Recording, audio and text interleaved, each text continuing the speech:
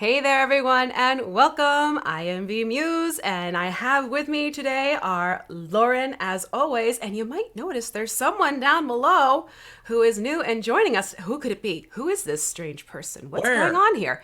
Three talking heads?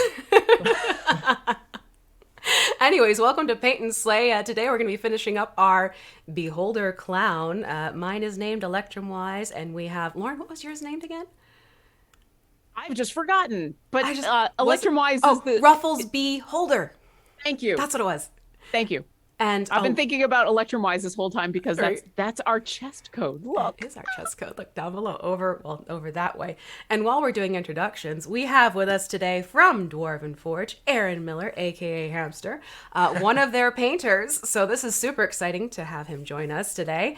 Erin, anything you'd like to let our lovely chat know before we get back into the whole like starting to chit and chat and paint and all that fun stuff at the same time? Yeah, of course. I mean, first of all, thanks so much for having me. I'm super excited to be here and talk paint with you. While I'm here, want to encourage everyone to check out the current Dwarven Forge Kickstarter of our reliquaries. Legendary thrones for your collectible dice. They also work great as terrain for existing or new customers that want to put stuff into their builds. Lots of I want to use them for war game objectives. Lots of pillar type pieces, objectives, places of power, and that kind of thing. And some of my favorite art that we have produced. So please check out Dwarven Forge on socials and hit that link and check it out. Do you think we should show them, our little addition to this lovely Kickstarter, Lauren? Oh, absolutely. I think, yeah. yeah, let's just have some fun with this because if you haven't seen this yet, let me tell you, you're going to have some fun because we have three kobolds. Love them so much. So we've taken Human, and Human now has a new skin, and this is Hammerman. So everyone, meet Hammerman. Hammerman is actually based off of the Dwarven theme of the reliquaries. And it's one of those things where if you want more information, then you want to follow that link to the Kickstarter that you can see here on the screen as well. And hopefully, I believe our moderator will be popping that in there, Martin. If you have that, that'd be lovely. Oh, yeah. Excellent. And it's one of those things where go and check it out, see what's going on. But yeah, we've worked with Dwarven Forge to create this fantastic skin, and I think it is lovely and wonderful. And you absolutely do want to check out their Dwarven themed reliquary because you'll see why Human and our lovely little kobolds have these particular details going on because it was one of those things we coordinated Human to look like the Dwarven. I think it was the hero itself, right? The one that has the dwarf with the anvil and everything. Yeah. That's awesome. So this is our contribution. It is something that's going to go to all backers. After the campaign is closed, everyone will get a unique code, and you'll be able to unlock Human. You'll be able to get the skin Hammerman, which I'm sorry that name is still cracking me up, as well as the 3 gold human chests is the deal that's going to be going into that one. So we are very lucky to have Erin joining us I was going to say hamster. Erin joining us today. Please feel free. That Can I call you in official Dwarven Forge business, I am referred to as hamster. So please feel free. Okay, because I don't want to be In all like, why is meetings she and everything. calling him? They're like, she's calling him hamster. What's going on here? That says Hammerman, and that's human. No, Right. hamster is the nickname. So I am so pleased you could join us today because, like I said before, one of the painters for Dwarven Forge. So I think this is a rather appropriate place for you to be hanging out with because we're going to get to some painting today. Love it. Yeah. And And here before we we go. get to the painting, let me just say Absolutely. thank you to everybody in chat, especially the lurking writer for saying Hammerman, by the power of kobolds, I have the power, which makes me happy. If you do have any questions or comments for us, for Erin, about our lovely beholder here, about Human, about the Kickstarter, you can go ahead and put those in chat because, as always, our amazing moderator and producer and just awesome person, Martin, is in chat, is going to be grabbing those questions so that we can save them into a backstage document. Because if I am too busy looking down at this awesomeness and miss your question, I don't want to miss your question. So No. put question in big capital letters in chat so that Martin can grab it and we can try to answer them. But yes, V, Tell us a little bit about where we're going with this, because we're finishing this today, We're right? hopefully finishing it. The homework you had, if you were painting along with us, is let's get the base. Make sure get the base painted up, get the brown on there, and then do a light tan on top, dry brushing to bring out the texture that's happening on this base. Today, we're going to be hitting all of those details. That means we're going to be touching on the cap, the nose, finishing up the eyes. We're going to be doing the bone plates dry brushing as well as the dry brushing around the ruffle.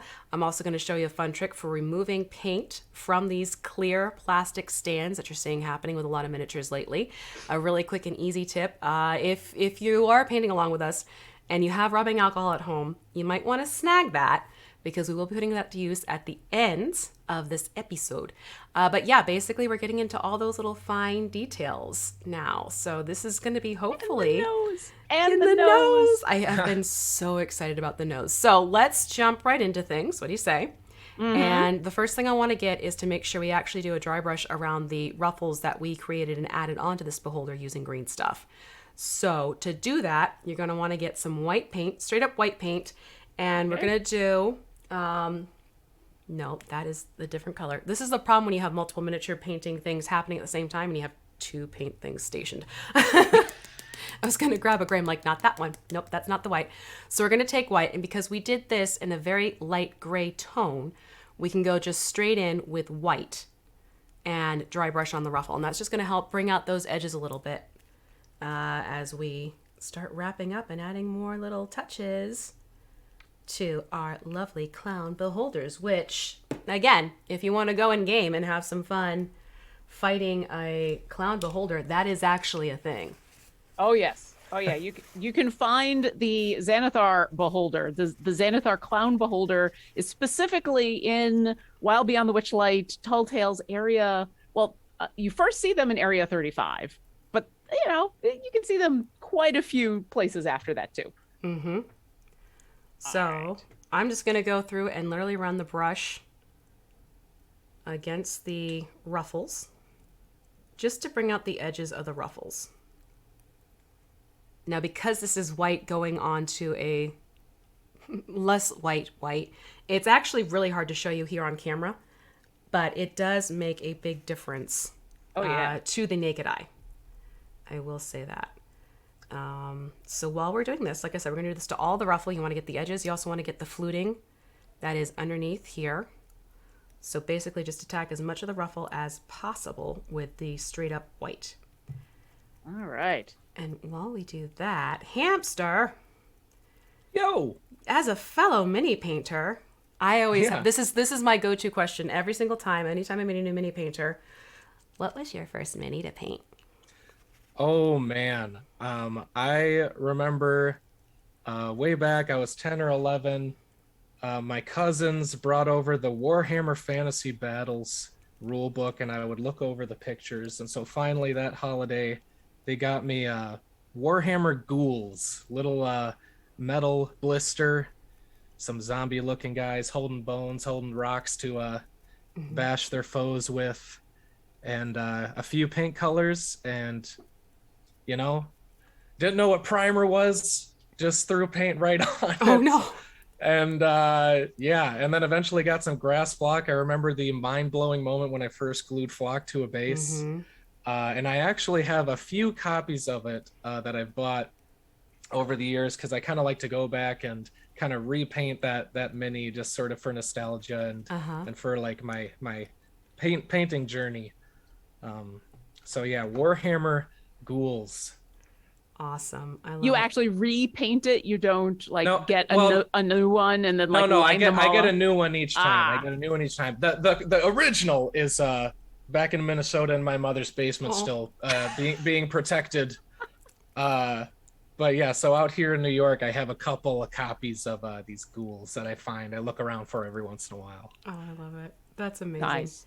Now, you brought up a word that I haven't mentioned on the stream yet, and I'm sure some people are going to say, can you repeat that? What did you just say?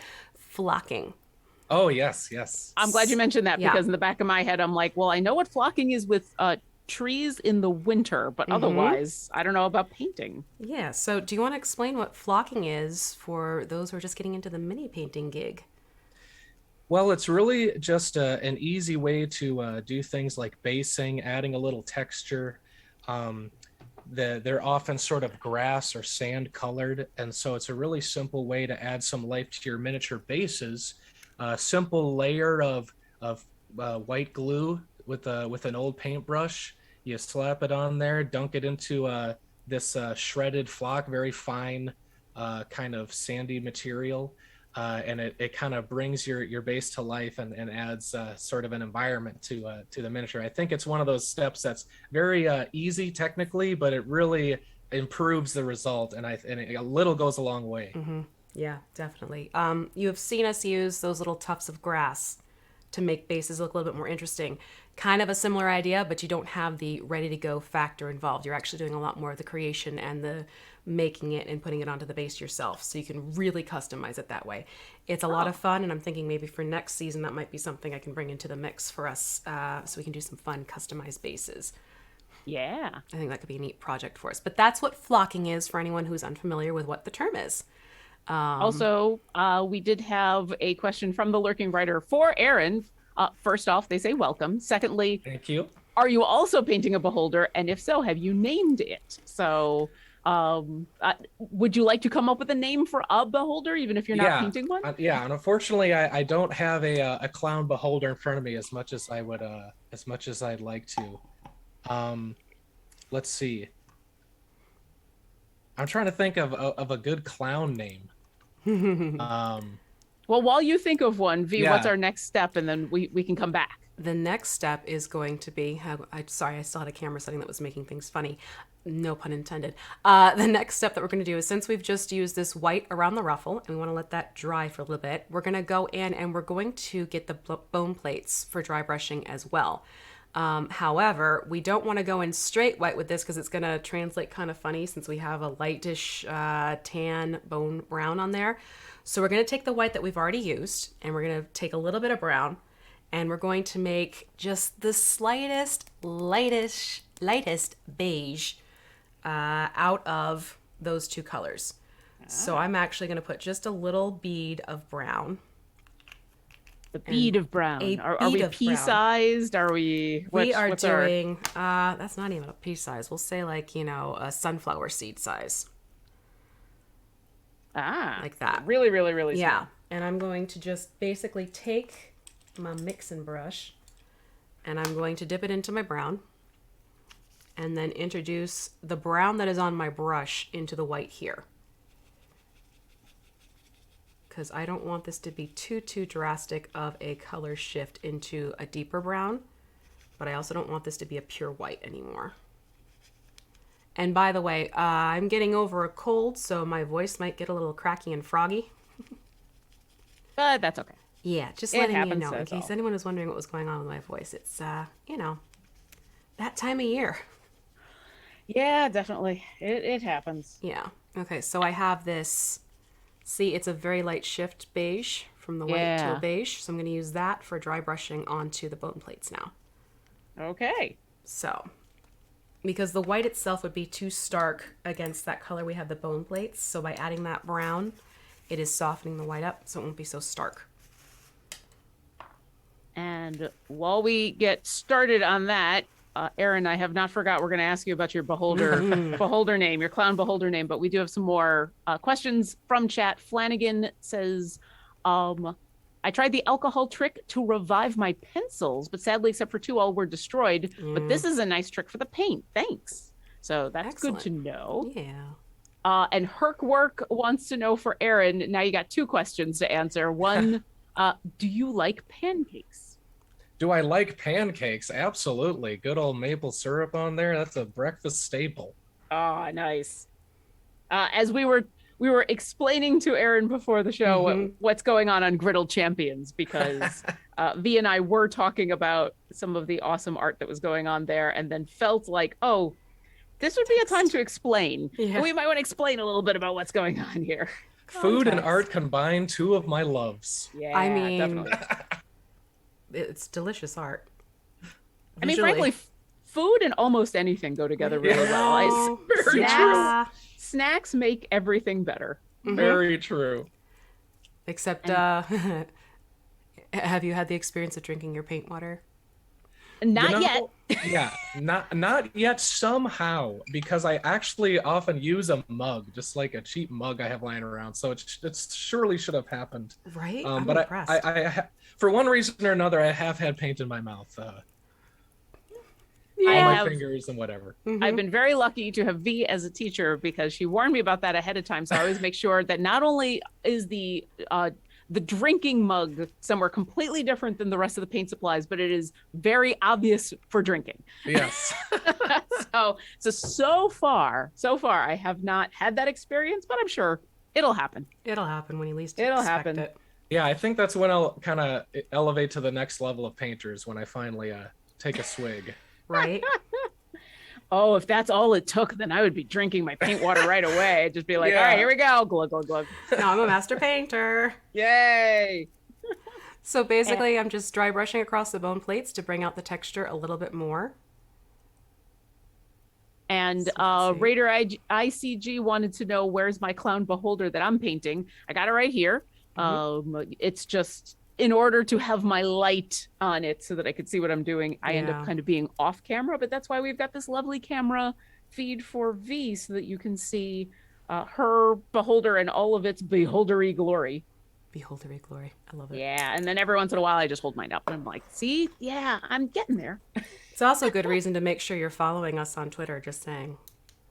Yeah, Twitter, or come to our Discord, Discord, yep. discord.gg/idlechampions, because we do post pictures both of our in progress stuff as well as our final product. And we post in the Discord where you can find information on the next thing that we're going to be doing. So if you want to paint along with us, you absolutely can. Completely. I'm also finding all of the spots where I'm like, oh, I missed some paint there. Oh, I missed some paint there. Oh, It happens. It does happen. yeah. Yeah, one of the most challenging things to paint at Dwarven Forge is things that have light shining through it, which is one of the coolest things that we do. But you cannot miss a spot, or there's a big glaring hole. Oh, just yeah. sees through. True.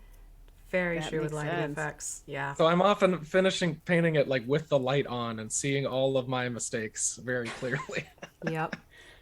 Yeah, usually what happens is we finish up and I put the beholder, or I put the mini somewhere to dry, and then a couple days later I'm taking a look at it, and that's when I notice. That's the moment where I'm like, welp. Yep. Oh, well. When the paint has had a chance to fully cure. Fun. Yeah. It's a thing.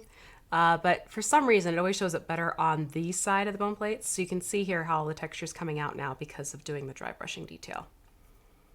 Oh, yeah. Yeah, something about this side is a little bit better than the other side. I don't know why. It is like that for every single one of these beholders that I have painted. It's like, show us your good side on a beholder, which, do beholders have good sides? Yes. They do? Yes. The problem is, once you ask them which is your good side, then they get annoyed that you don't know what their good side is, and they blast you with an eyeball. Oh, is that how it works? Yeah. So you kind of have to guess. A few more questions from chat have come in, actually. Yay. Draga Vondo wants to know, you guys cannot use the word little anymore in anything Idle Champions related, as that has officially been replaced with whittle. Not wrong. Yeah, Not I wrong. mean, the amount of whittle puns that have come up recently has grown exponentially, and I play with whittle on a weekly basis, so it's been amazing. I just unlocked Whittle this morning. Hey, congrats. Thank you. I also got Penelope too. Nice. It's been a week for me. I haven't had a chance to jump into the game, and I just popped it open this morning and let it run. I'm like, okay, let's try and get at least 2 in before I have to travel. There you go. Yeah, that's the nice thing about the event going on for as long as it does, is you have plenty of time to catch up. Exactly. The Lurking Writer is a question for you, V. Yes. A few weeks ago, you had some red accidentally on the teeth. I can't see if it's there, but do you intend to make it look like blood as you were thinking about, or are you going to do something else? I think I will know once I get the nose painted, because the nose is going to be a lot of red. And what I don't want to do is have so much red happening between the mouth, the gums, the tongues. Oh dear. The tongue and the nose. If a beholder has tongues, I am noping out of this campaign. Bye. All right. Well, Now I know the next beholder that we gonna have say to craft. now there's a DM out there who is plotting against me. Question is which Or one? there's at least a DM out there who is thinking about crafting a beholder with multiple tongues. There That you go. DM is me. Thank you very much. You're very welcome. You are very welcome.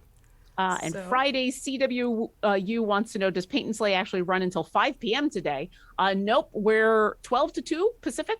So we're an hour and 40 more minutes. And then Garwar's Guide to Everything is right after us. Or are so they if you're East Coast? Because if they're East Coast, then yes, we go until 5. Okay. That may be some of the confusion. I just wanted to make sure that if there is an accidental 5 p.m. Pacific out there, that's a whoopsie. We're just here until 2 o'clock. At Dwarven Forge, because they're East Coast based, I know in their boost to post they had the Eastern times. I think we have solved this. I think Mystery solved. The mysteries are always solved. Okay, so I have all the bone plates with the dry brushing going on there. I can see some of these details popping out a little bit more. I And almost also- forgot about the chin one, but I got the chin one. Oh, I forgot about the chin one. Thank you for starting about the chin. Kiss I it, win. please. Thank you. No problem. Yes, I'm going to get that onto the chinny chin chin. Think I got all the others? There we go. We'll find out. Yeah, we will absolutely find out. Okay, so now we're going to have some fun and let this dry a little bit. Okay. And I have one of those things, I don't know if I'm going to sneeze or not. That or I inhaled a brush hair. I mean, why not both? Oh, God. Can you imagine? Okay, so now what we're going to do is we have the lovely little cotton candy that we also created using a toothpick and green stuff. I don't know how well this is that's going to show great. up Yeah. on my camera. And we're going to start off painting it pink, and then, Lauren, you want to have that fun little blue swirl in there. So we're going to get the pink as the base, and then we'll add in the light blue so we can get that fun, like, carnival cotton candy thing going on. So you just need to take some red, and since we're also going to be painting the nose and the hat red very soon, did I shake this yet? Always shake your paints. That's why I've just gotten into the habit of shaking them as soon as I pick them up because, that's the one time that I try to get some paint onto my paper plate and it just goes, and all I end up is like bubbles of stuff. Bubbles. Yeah. So then I'm just going to, again, like I did with the brown, I'm going to just put a little dab onto the tip of my mixing brush. Again, I'm using a mixing brush because I have a wet palette and this is parchment paper. If you try and mix with anything else, you rip the paper. Just saying. And I'm going to go into the other bit of white that I still have and mix that for a pretty little pink. And I will use that on my cotton candy. And once again, red into the white because the red is powerful. It's powerful. Yes. It's easier to add a little bit more than to try and take away if you've mixed too much. Can you even take away? Is that even a thing? I mean, you just keep adding the other paint or the other color in, and you end up with a lot of mixed paint that way. Yeah. So let me see here. So Hamster, have you Yes. used green stuff? I have not really for sculpting something like that, but for filling gaps and that kind of thing. I might do a little fur on a seam or something, but no carnival treats, I have to say. Ah. Yeah. Well, I was super excited because V was asking me about painting this, and I'm like, I love the pink, but I feel like for me when I picture cotton candy, and for reasons I've been picturing a lot of cotton candy, right, chat? So when I picture cotton candy, I picture the multicolored, or like a duo colored, the pink and the blue, or like pink, blue, and green, but always pink and blue. So that's why we're going to be doing a little bit of both here because I've made a request. That is also the reason that if you have the Witchlight or Kira skin, the cotton candy that she's carrying around is multicolored because I was asked. And I'm like, well, we got to have all three colors in there. I don't know if they taste any different, but that's what I picture. No, I think it's great. So I'm just going to work on getting this base color of pink on, making sure we get it into those little, swirly crevices.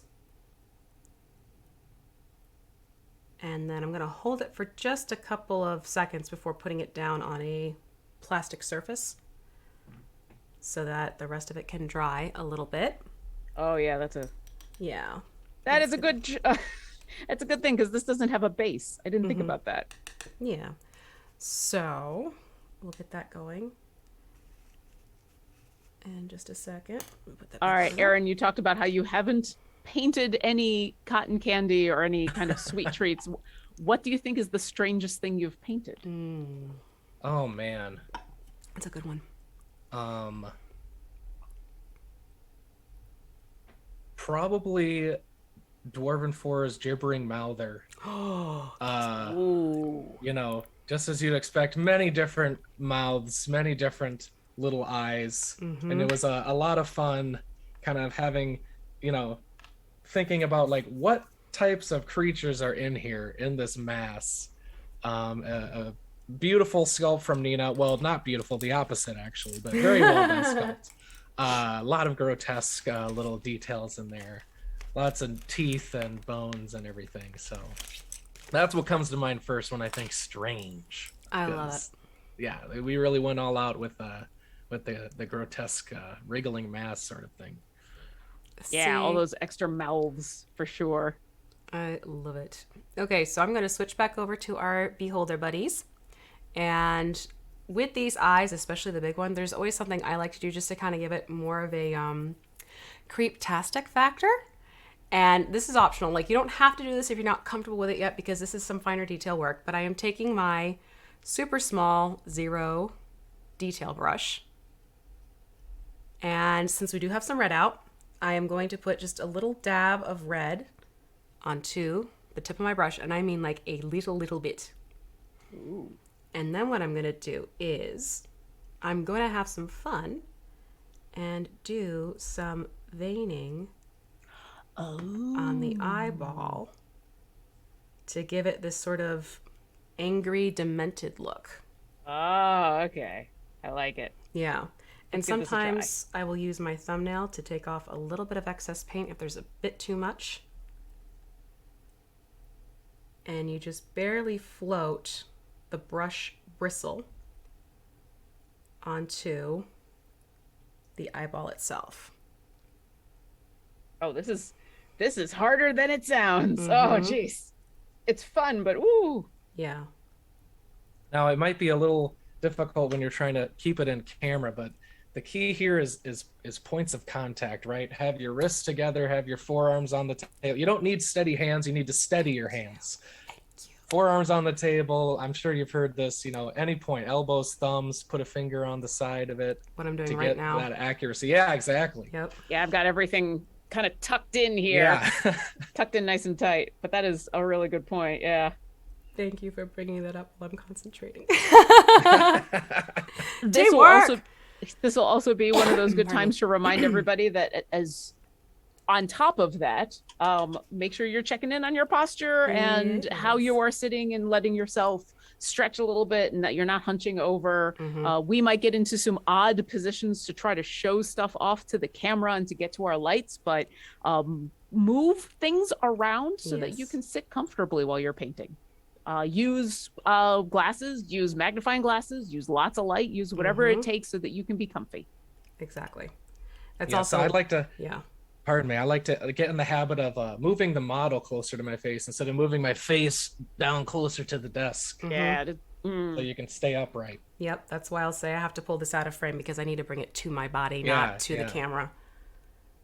It's also why sometimes there'll be minis that I'm painting that people are like, well, why didn't you do a mini painting stream on that? It's like, because I wanted to be comfortable. Yeah, exactly. There are some minis that just don't know. You don't want to have underneath the camera the whole time. Aw. A couple more fun things from chat. Awkwardish Panda comes in and says, V, this looks wonderful, and says hi. Hello. Martin wants to know kind of a question off of the what's the strangest mini you've painted. Erin, what's your favorite mini that you've painted? Oh, I like that. I mean, it's convenient timing, but the Eldritch Reliquary is one of my favorite pieces that Dwarven Forge has made, and it just designing the scheme, I think I kind of really kind of surpassed a plateau that I had in some of my painting of just like making something that's efficient but also looks really cool. And the obviously the sculpt goes a long way. It's just like one of my favorite things I've ever painted. You know, of course I'm here to talk about Dwarven Forge, but it's also a lot of what I paint Uh-huh. in my painting journey. So I have to say the Eldritch. Another that comes to mind is I was kind of practicing on object source lighting. I don't know if that's come up on the stream here, but just where something on the miniature is emitting light that affects the rest of the miniature. So you need to paint that behavior of light. And I painted my first miniature love was dwarves. So I had a little dwarf scout holding a torch, and I kind of painted it under moonlight. So really cool lighting, and the bright flame of the torch is hitting his face. And I just really liked how it turned out, and that was one of those rewarding miniatures of trying something new. I try to experiment on every little miniature that I paint, and that one I have a lot of affection for. Aw, That's awesome. that's awesome. Yeah. Yeah, OSL is definitely a good technique to sort of ease yourself into. Start off small with the object. But what I'll say is I'm so impressed and happy that people here that are painting along are learning to mix colors. Because I think it's a little intimidating for a new painter, only because people don't often start there. But V is setting you up right. Just getting a handful of colors. You don't need a bunch of pre-mixed. And if you get comfortable adjusting as you go, it's going to make your painting easier. So especially for something like a light effect. Yeah. So I'm really happy that y'all are starting with your custom mixes. It's been nice for a bunch of reasons. I think that the techniques that you're talking about also, it does mean you don't have to buy as many paints. The set that we recommend for people to buy is the same set that I've been using, and so it just has a bunch of the basic colors and then like one or two others. Like it's got a silver in there, but it's been really good for both mixing and learning how to mix, and then also for using them for washes and learning how to make them into washes, just so that you can get a lot of use out of your paints. I have to pull off camera because there's no way I can get some of these eyeballs with the veining. Oh, sure. I have tons more questions. People are super excited to have be finishing up the Beholder and to have Erin and everything. In fact, we have Hoppy Hippo who says, "Hi, hamster." Yes, one of my my regulars on my Hamster's Hobby Hang stream on the Dwarven Forge channel. Welcome. Glad to have you. Thank you for being here. Cassie's 335 asks, "Does a multiple-tongued Beholder mean some eye stalks get replaced by mouth stalks?" No, it's just there's more tongues coming out of the mouth, all like, Predator, Alien. Which one was it? Was Alien? Alien's the one that has like the multiple things that like tick, tick, tick, tick, tick. That's how I'm picturing it. I think why not both? Why not? Oh, dear God. Paul Holstetter asks, "Is it uncommon to hate painting but begrudgingly do it because you like having painted stuff?" I'd imagine this is more for the people who have like the Warhammer armies that, because I think in D&D it's a little easier to get pre-painted minis, but I get the feeling Warhammer, when you buy all of that, there's like mounds of it. But if you buy a dragon at the store, is it normal to be like, oh geez, here we go with the painting, and then like you get into it and then it's okay, like then it gets fun as you do it? I mean, there's definitely points where it is a slog, and it's not. I guess it doesn't always feel. That part doesn't always feel as fun as it does feel rewarding at the end, and that's kind of the goal. But there are, when you're doing large batches. I think that's part of it, is to pay attention to how you are feeling. It might be more efficient to do a really, really large batch, but I often do slightly smaller batches just because it does keep my motivation and enthusiasm up. So if you are feeling that way, it is not unusual, but I think, you can afford to adjust your process a little bit. So it does stay a little more fun as you go and rewarding. Yeah. And burnout can be a real thing. Oh, yeah. When it comes to really any hobby. So if it's becoming something where it's more the norm than the exception to the rule, then honestly, because I went through this personally quite recently, I was resenting painting minis. Shocking, I know, but I was getting tired of it. A lot of it was because of my not being able to paint them as I had wanted to, needing to paint them certain ways, etc., etc. But what I found is by changing the type of mini that I was painting, style-wise, that helped rejuvenate my love for mini painting again, because I was still able to bring the art of painting a mini into it, but it was different techniques, different, not challenges, but just different approaches that I didn't get to use as often because of the different style mini that I was painting before. So if you find yourself resenting more often than not, then I'm going to recommend, okay, so you might have this pile of skeletons that have to get painted. The skellies can wait. Maybe go for something else and find that joy for yourself again, because that will often sort of reboot and get you out of that slog of like, ugh, no more type of situation that can happen. And I think that's really good advice, not just for feeling burnt out of mini painting, but feeling burnt out of any hobby that you're in. You know, when you have that feeling of, I used to love to do this, I want to love to do this again, I am just not, I can't come up with the energy to do it right now. I can't come up with the enthusiasm. Figuring out a way to change things up, figuring out a thing that maybe is the thing that you don't like about your hobby, and putting that to the side and allowing yourself to just focus on the things that still make you excited can be a way. It's burnout is one of those really hard things, and we have a whole Champions of Psychology about it. So I saw you going after the little eyes. I do the little ones. You don't have to do the little ones. That's me being me. So if you want to, you can just leave it to the big eye, and don't worry about the fact that it's a very bright red, because I'm going to show you a quick little glaze trick with some white that we're going to do towards the end of this. So right now we just have the bloodshot eyes happening right now, and what we're going to do is we're finally going to start getting red onto the nose and onto the hat is our next step. So we're going to jump into red, but I had mentioned this before. I don't want to make this the pure bright cherry red because that's going to be kind of overly garish. So I am going to take, you know what? I think I'm going to take that brown that we have out. Take it back. I'm going to take the brown that I still have a little bit left of, and I'm just going to add that to a red just to kind of tone down the intensity of it. Okay. It's going to be subtle. It's not going to be a huge change in color, but it just takes that garishness out of a standard red, out of the flat red, I should say. So I have that going now, and I'm going to go in with my, well, in this case, I'm using my number 1 as I bump the camera. Just about to ask if you had a size recommendation for this. So I'm going to use that, and I'm just going to start getting that first layer onto the cap and onto the nose. And I think I'm going to start with the nose. Your nose. Hey. Also, welcome Dwarven Forge Live. Hello. Welcome to our stream. They also say hello. I've heard of them. Yeah, I had a feeling you might know them.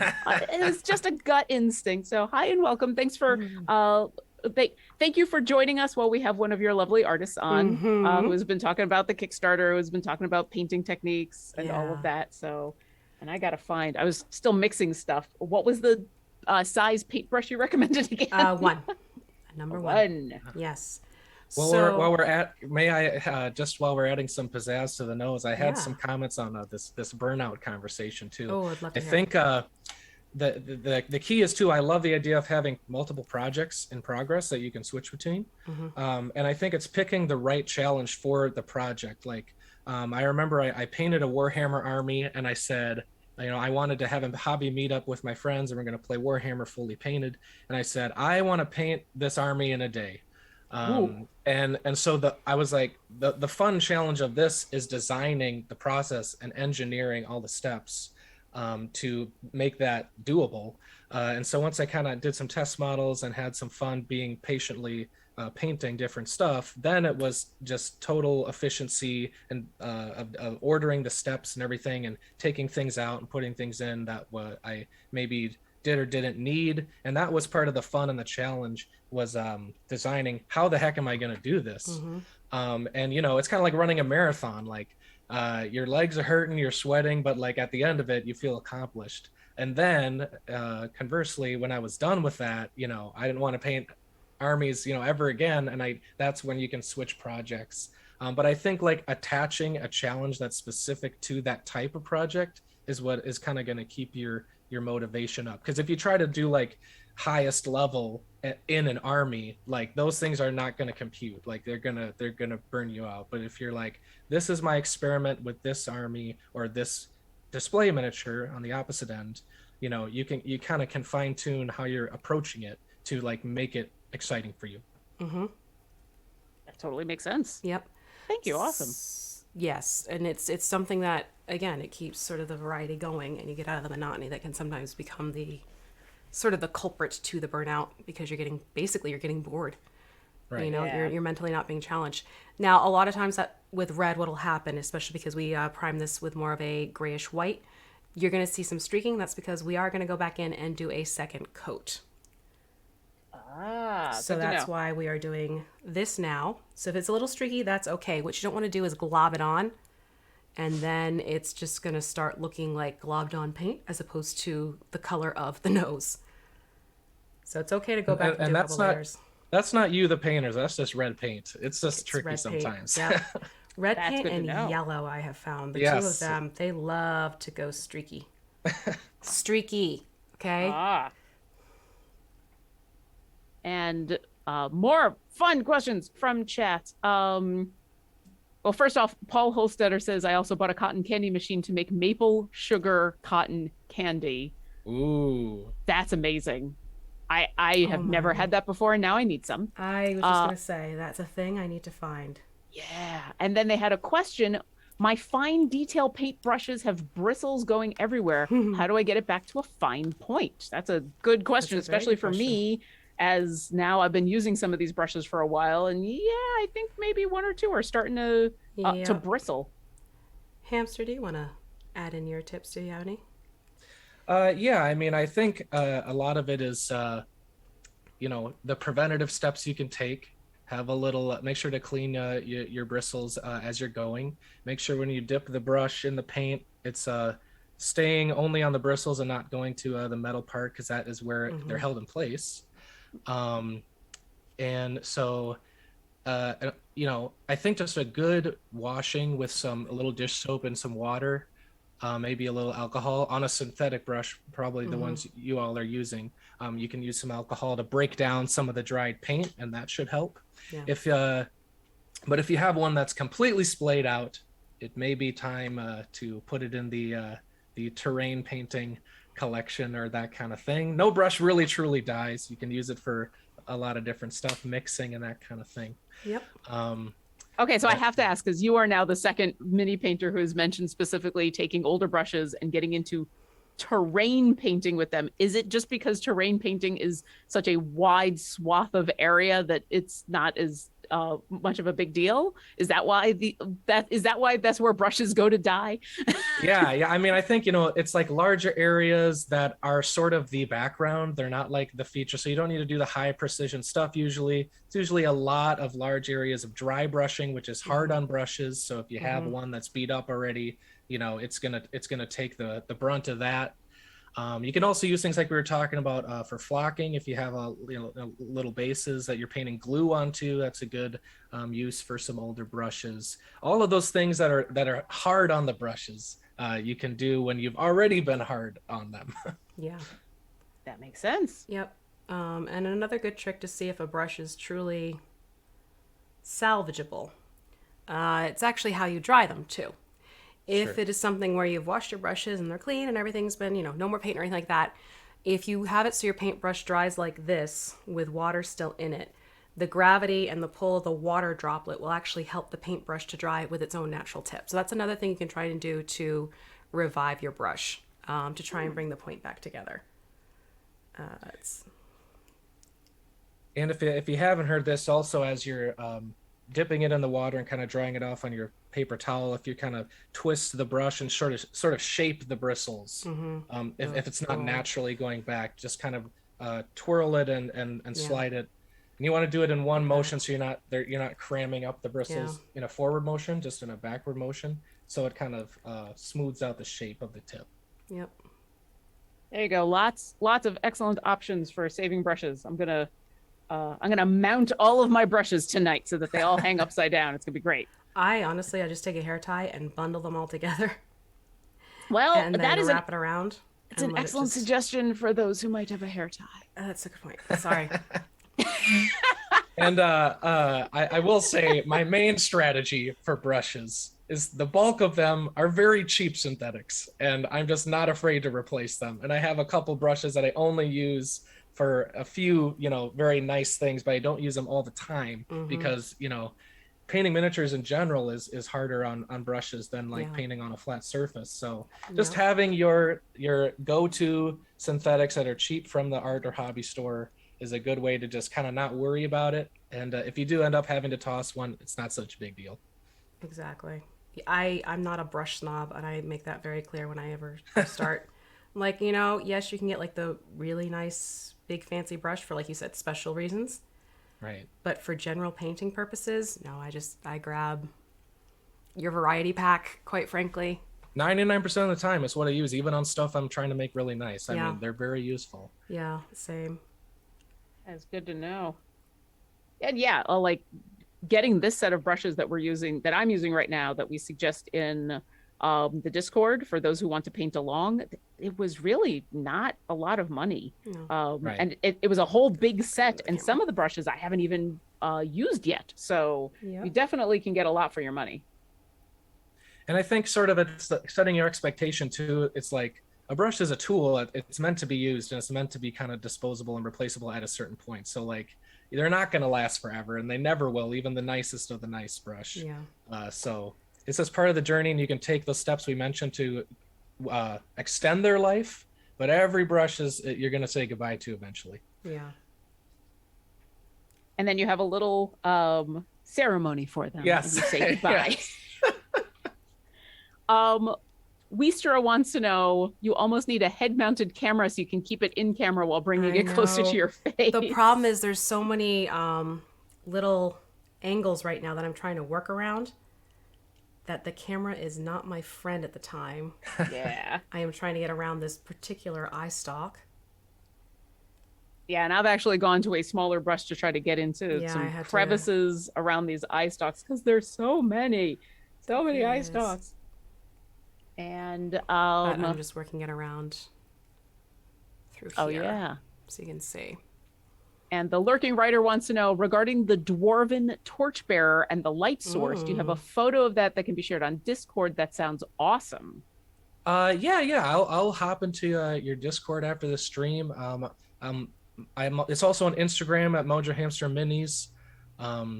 That's probably a better thing to do is just tell people to go to your Instagram and check them out so that they can see all of the different stuff. That's where I post all my stuff. You'll see some stuff I've been experimenting using oil paints especially for washes. V talked about using rubbing alcohol, which really lowers the surface tension and the drying time. So oil paints are kind of similar when you thin them with their solvents and that kind of thing. A little more advanced, but you never know everything in miniature painting. There's always new things to try and new materials. So yeah, that's what I've been up to lately. So go on and check that out. Ooh. All right. And Dwarven Forge Live wants to know, do you think the Beholder has an optometrist? I think I know who typed that. One. All right. And Tabletop Santa is asking if any of us will be at PAX Unplugged next month. Yeah, I'm going to be there. How about you, V? I am absolutely going to be there. That's like my hometown convention, so to speak. Yeah, I'm finally breaking out, getting back into conventions. I might be being extra special careful, and you might not see me on the show floor, but I'm going to be there. That's fair. Erin, how about you? Are you planning on going to any conventions anytime soon, or are you still hard at work doing other things? I think that Unplugged has been in the conversation. I wonder if Dwarven Forge Live can confirm this for me in the chat. Yeah. And I do know that right before everything started happening in the world, we were going to go to our first Adepticon. I'm the resident war gamer, so I was very excited about that. Unfortunately, we didn't end up getting canceled, so we have a booth to cash in for maybe this upcoming year or the following. So I personally, that's the one that I would for sure be showing up to. So I'm looking forward to that. Ooh. What is Adepticon? It- That sounds awesome. I'm Yeah, thinking like a it's- transformer right now. Sorry, that's where my brain just went. No, me too. it's in Illinois, and it's kind of the big war game convention. There's a lot of big Warhammer tournaments and many different game systems. You know, the companies that have their booths are a lot of the specifically like miniature, you know, Games Workshop is there, and all that, like a lot of the big names. The competitive scene is out there for like the tournaments that are really the nitty gritty army lists and that kind of thing.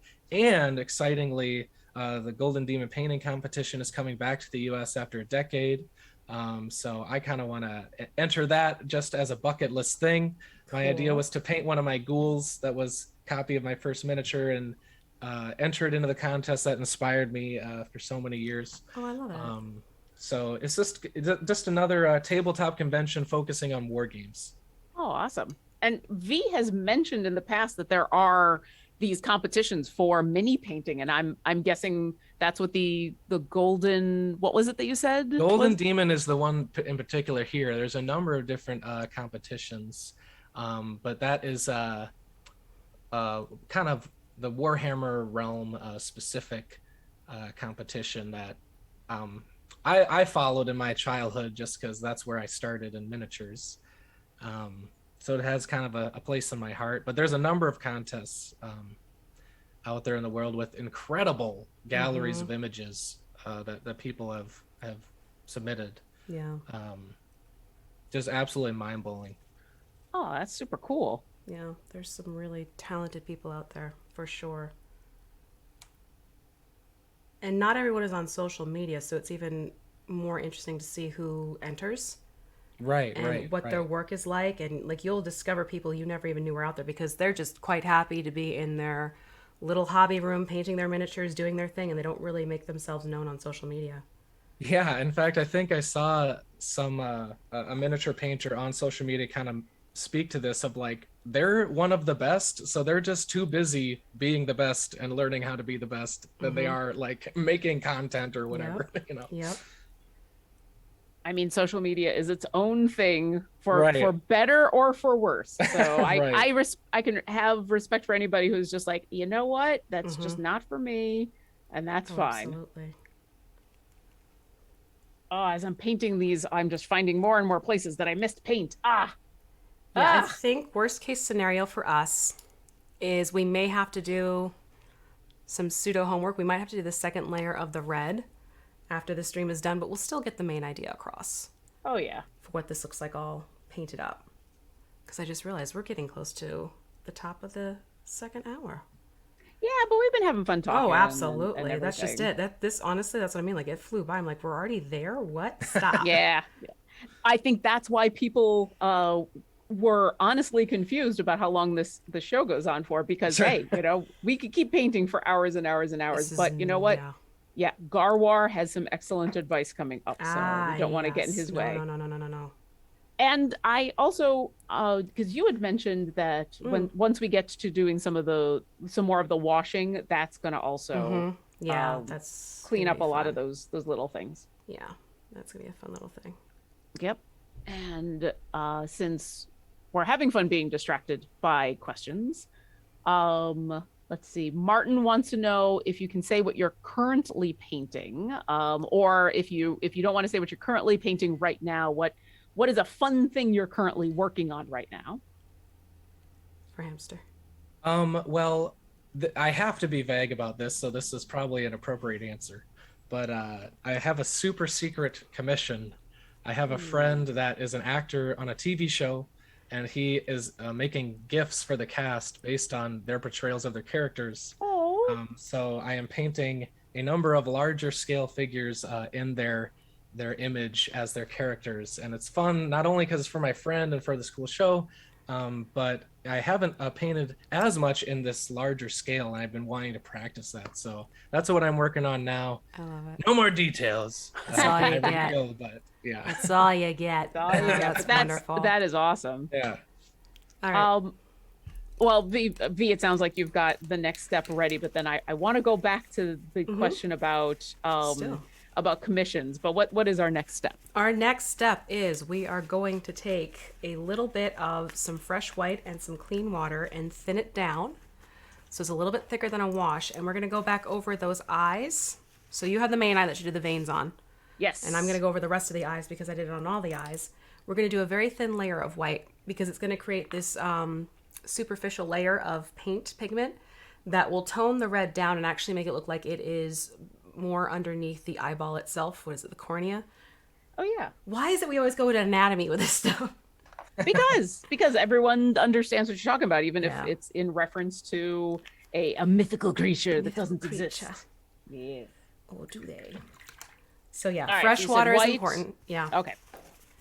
White, and then water it down. You don't want it to be the quality of a wash. You want it to be the consistency of skim milk. Let's call it that way for a food reference. Oh, that's good to know. I need to add some more white then. I went a little too much. I went a little Yeah. too washy. A little less skim milk. There Yeah, we you want it go. to look like a puddle of skim milk on your palette or your plate. And then what I'm Okay. going to do is I am going to use my thumb just a little bit to blot. But now I'm going to take this, it's basically a glaze, and I'm going to put it over where we just had the veining going on. Oops, got the nose. Watch the nose. And when that dries, those veins are going to show through again because right now we have that glare of the paint. But it's just a fun way to sort of immerse the veins into the eye itself so they're not really popping out as like, hey, there's this red stuff sticking out on the eye. Just make it look slightly more natural for a creature that is already very unnatural. Yep, so you can see it happening right now as my paint dries. Right there. Oh yeah, that's super cool. Yep. Yep. And this will definitely help with me because I went a little too thick on the lines for the Yeah. veins. But yeah, I'm liking how this is looking. Even if it ends up obscuring some of the veins, I feel like that's going to help me a lot. Yeah. And a little Ah. goes a long way. So I'm just going to do that quickly around where I have the other veins on my eyeballs. So while you're doing that, I'm gonna switch back to Erin because Yes. we've talked about commissioning people to paint minis kind of in general on this channel. Oh yeah.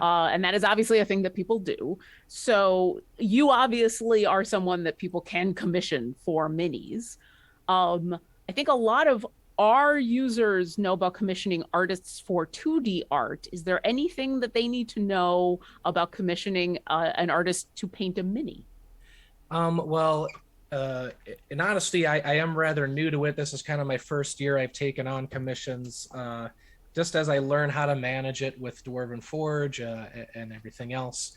And thankfully, there's some DF customers that have reached out to me, and their patience has been invaluable as I figure everything out. But I think it's just a matter of communication and just having, I mean, I'm sure this is true for 2D art as well, but just being as specific as you can with the vision, because, you know, they want to like make you really excited about the project. So the more detail you can give them, and or references, image references and that kind of thing, any material you can give them that like hones in on how you imagine it is going to help. Yeah. Because I used to do commission work, so I'm going to also recommend see how the artist paints their miniatures, because every miniature painter has their own technique and look. I tend to fall more into the making things look like watercolors and sketches and oil paintings. That's just how I prefer my own personal miniatures to look. I can do commission work so it looks a little bit more literal to the artwork if wanted, absolutely. But see what the artist is doing already with their work. Because what you don't want to do is go to an artist like, hey, I want this miniature to look like anime, and they do hyper realistic, because guess what? That's not going to be the right match for either of you. Right. So research your artists first, and also keep in mind, yes, you're giving them a mini, and yes, they have painted for a while. Be ready that there are going to be prices involved, and the prices aren't just the cost of paint. You're also paying for their time and the knowledge that they have ahead of time. So I do want to make sure people understand when you're hiring someone to commission a miniature painting, there is a price. The price might take you by surprise at first, but there are reasons why miniature painters will quote you what they quote you for a variety of different miniatures. So that would be my recommendation if you're looking into getting commissions done for your mini work. Right. There's so many little factors that go into it. Do you want them assembled or not? Cleaning up the mold lines, that's more time and effort, that kind of thing. We talked about flock, even just a little bit of flock, that's more material, it's more time. So, the pricing might catch you off guard, but note that, they're taking these things into account. No one's trying to pull one over on you. There's just so many things that you wouldn't even maybe think to consider that goes into a project like that. So. Exactly. So that's just a little heads up for people who's like, oh, I had this $5 mini and then you end up paying $75. But there's reasons for it. Right. So just a little heads up there. So you can see now, because this dries nice and fast, how that has changed the look of the veins from these bright red things popping on top of the eyeball to actually meshing in with the eyeball. So that's why I like doing that on. It just gives it more of a menacing look. So now we're actually going to go to the eyeballs. And we're going to start getting the irises going. So you can see in the main eye, we have the iris and we also have the pupil. So I'm going to start off with straight up black and we're going to paint that lovely little, it's not quite a triangle. We're going to paint this slit, pupil slit, black.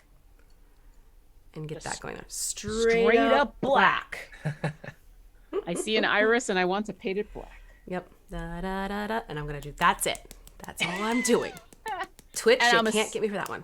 There you go. And I'm assuming we want a tiny, tiny brush for this. A teeny tiny detail brush, exactly. The teeniest of tiniest of brushes. The itty bittiest. And I just got way more black than I needed, but that's okay.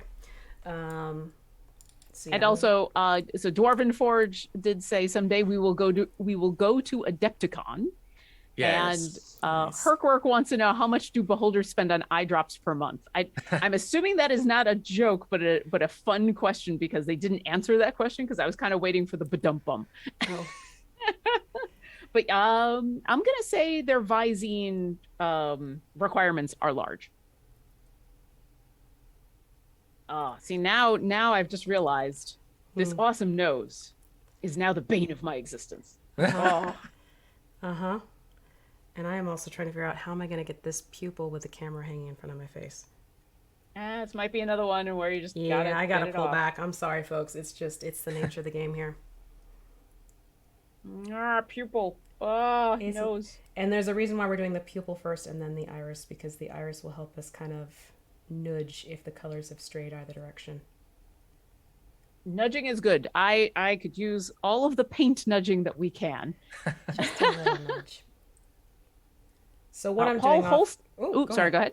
No, I'm just saying what I'm doing off camera is I'm actually just feathering the paint onto the iris. I'm not really forcing my brush onto the surface. I'm more letting that bead of paint do the work for me and guiding it with the bristles. And then, ta-da, we have the pupil. Ta-da!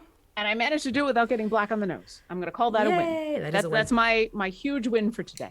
Okay. Now Paul.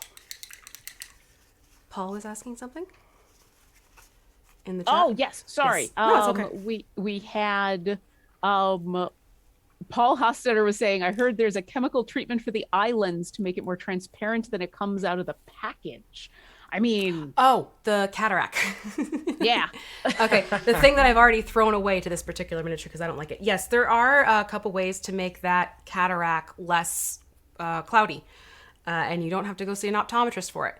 What you need to do is find a high gloss varnish.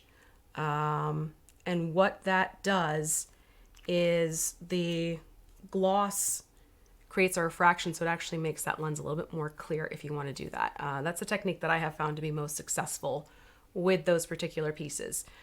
If you want to incorporate that into your beholder, I personally choose not to because I find it hides a lot of the detail work anyways when you put that cataract, that plastic over the eye. It is great if you're going to make these an undead beholder, though, I will say that.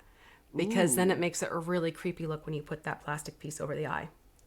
Or you do as Vampire 337 said, which is just repurpose a discarded contact lens. I mean, I certainly have plenty of those lying around. Okay, so now I'm just going to go back and use brown Okay. for the iris. Just straight brown? Straight up brown. I see an iris and I want to paint it brown. That doesn't work nearly as well. No, doesn't work. Oh well. I always have that song in my head when we're done painting. What is going on with us that it's like, back to that song. Back to that song. So, Hamster, do you listen to music while you paint your miniatures? Normally? You know, I do. It's kind of been a lot of just sort of zoning out beats. I really need to like zone in and focus to like kind of get my efficiency going, because I'm often doing large batches of prototypes or armies and that kind of thing. Sometimes it'll be a podcast or something like that, but for a while I always had to have something on, but the more that I paint, and obviously this is just personal preference, sometimes I like to just sort of be in the silence and have full focus on like the miniature. And I just found that it has worked better for my brain sometimes to just take some hobby time to not have anything on. But when I do, it's often just kind of beats to just sort of hold my thoughts in place. That makes a lot of sense. Yeah, sometimes it's good to just kind of zone out and not have to worry about thinking about even listening to anything else. Right. Agreed. You doing okay there? I got brown in a place I didn't want brown. Water. Yeah. Take a clean brush with a little bit of water on it, and you can dilute it enough to pull it off. Oh yes, I know the panic drowning of the area very well. It's an actual thing. I really love like how we're working with dilution differently on the beholder here, with like, we've done base coats and dry brushing and glazing and feathering, and I think that's like one of the best ways you can improve as you learn painting is to learn how to dilute the paints that you have. You have this very limited set that they've recommended, which is great. Yeah. So just the behaviors of paint vary by brand, they vary by color within the brand. And so when you sometimes, it's easy when you see a video or something and they give you their paint list, you're like, oh, I got to buy all this stuff. But really the best way to learn is to figure out how to use dilution or other properties of your paint to get the behavior that you want, to get the control that you want. And it's not just buying a bunch of stuff. And I'm being hypocritical because I have way too many paints and supplies. But I really don't use very many, I've discovered, because I have the ones that have my favorite properties that I know how to control in different ways and get different effects and behavior out of. So before sometimes the answer is to try a new material or paint or something. But before you do, I'd encourage you to just practice. I've even done this on just a piece of paper or on a spare mini or a plastic palette of just practicing with the paint itself. Because obviously we want our miniatures can be a little expensive and we don't want to ruin them or whatever else. So just to get something to practice on, just working with the paints that you own can be a huge help to improve. Absolutely. And as we have said before, it is just paint. Yep. Right. Eventually paint over it. It's okay. Right. Yeah. Yeah. The best thing about paint is that it covers paint, Yeah, exactly. How do I cover up this paint with more paint?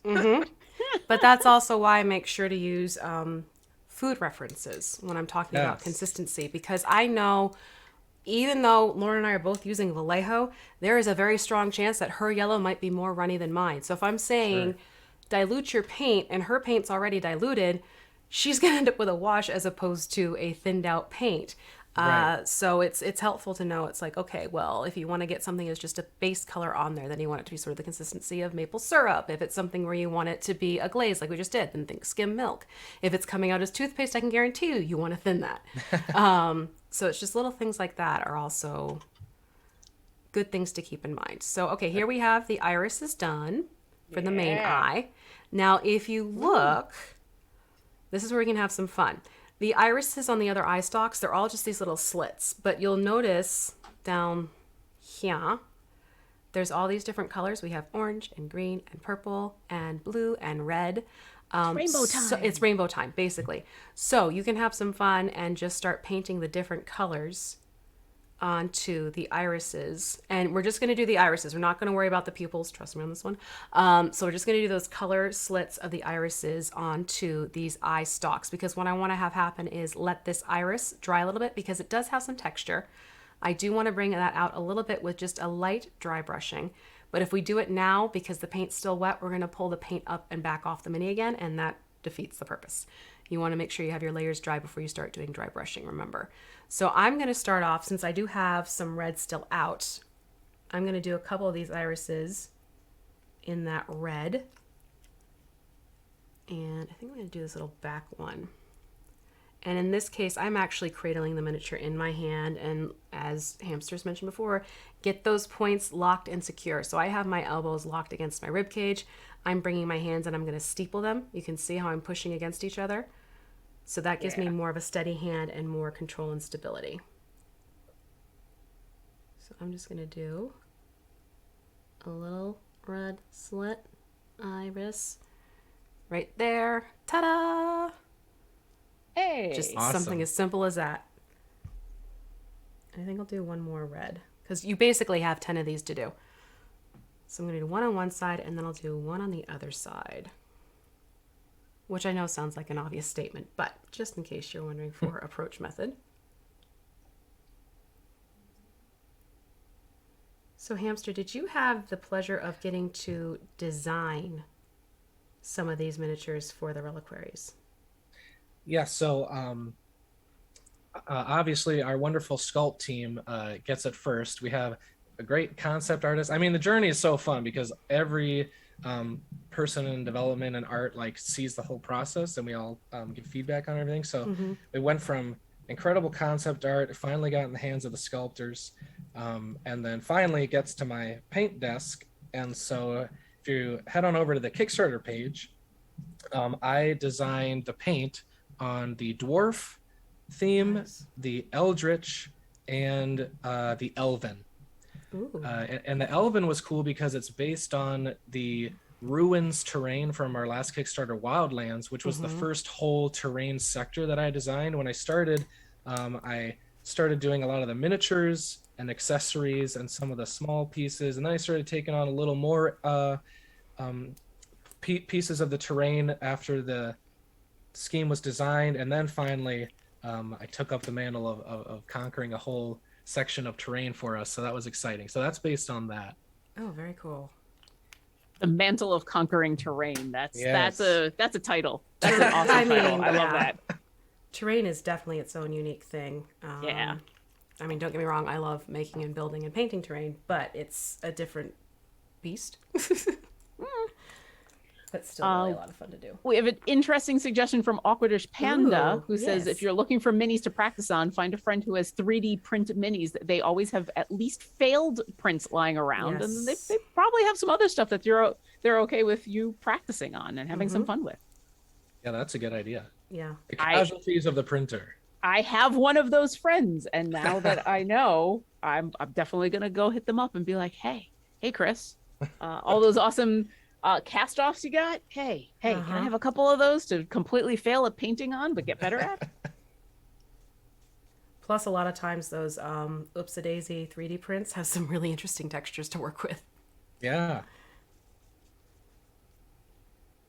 So I'm doing a green now on the eye. I just grabbed some green myself. Yeah. Yeah. Oh, nice. Malthison wants to know if, and this is probably from an earlier conversation we were having about using a holder to dry your brushes with the bristles down. Like, is there even such a thing, or is it just the scrunchy technique you were talking about? Oh, no, there's definitely, you can buy specialty holders to have your brushes dry upside down. There are people who even just take things like clothespins, wooden clothespins, and hot glue them onto a hanger, but make sure like the clippy thing is facing down.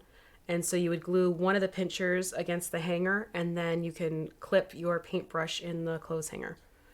Pin is another thing that I've seen people do. That's a good idea. Camera in my nose. Yeah, there's definitely people out there who make them. There are definitely sort of cheap methods of you can make your own. That's where I'm going to say, there's this lovely thing called YouTube. Ah, the joys of the YouTube rabbit hole. Yep. We know them well. I really do. Okay, so here we go with the little green iris. Do. I almost forgot about this one in the back. That's just it. Like I'm trying to get like all the ones. I'm like, oh yeah, and then there's you, and then there's a you, and there's another one of you. Is that even showing up on the? Yeah, it is. I've been avoiding doing one of the irises in blue because I feel like the stalks are already blue. Yeah, so... I think I'm gonna default to purple. Ooh, purple's a good idea. Yeah. Ooh.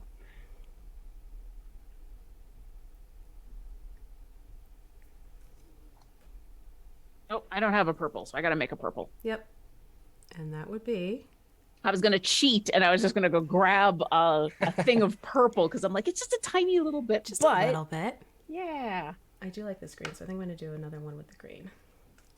So remind me again, how do we purple it up? You want to take that one, hamster? Well, how do we make purple? Yeah. So I'd take a bit of the red and gradually add some of the blue because it is going to affect it as you go. But you can, pay attention because purple can kind of lean more red or more blue and give you quite a range. So just be really, really gradual with adding little bits of the blue until you get the one you like. Yep. All right. Green. One of the few times in where you're adding stuff to the red instead of the other way around. Yeah. It's a running joke in Dwarven Forge because of our wonderful creative director Nate. He loves purple. So if you're stuck on a design, just try adding a little purple. I mean, it's a good color.